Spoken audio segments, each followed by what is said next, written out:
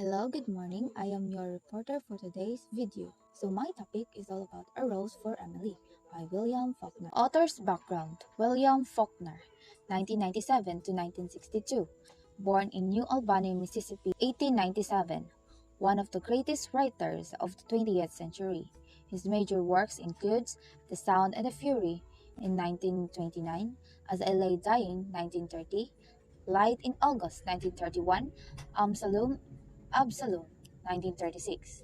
His first published short story is A Rose for Emily. He won a Nobel Prize in Literature in 1949 and also Pulitzer Prize in both 1955 and 1962. He died at the age of 64 in Bahia, Mississippi on July 6, 1962. Background of the work. The story spans almost 75 years. Emily Gerson is born around the American Civil War in 1861 to 1865 and dies in the late 1920s or early 1930s. Because the events in A Rose for Emily occur mainly after Civil War, they take place during what is known as Reconstruction in the South. Faulkner was particularly interested in exploring the moral implications of history.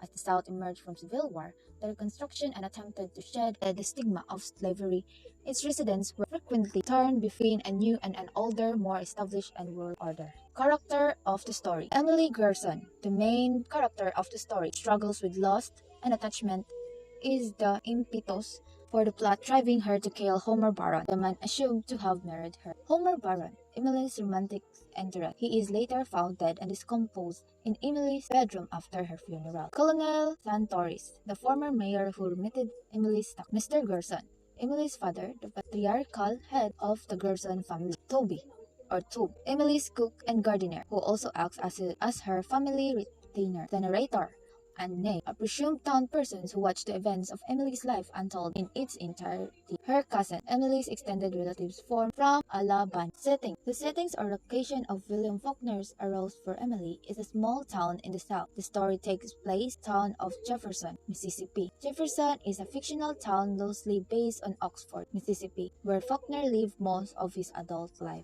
The story is divided into 5 sections. Section 1 is when Emily is lamented she does not have to pay taxes and has the means to live. Section 2, when Emily's father dies. Section 3, Emily's reputation is tarnished by her relationship with Baron.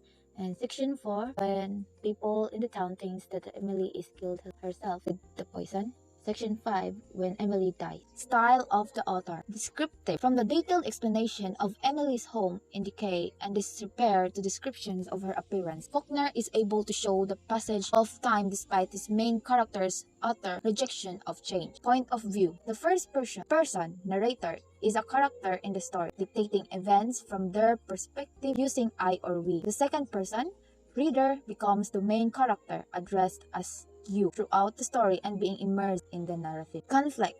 A person versus self-conflict. Conflict is an internal struggle that a character faces. The big internal conflict for Emily is her struggle with reality or struggle between opposing forces.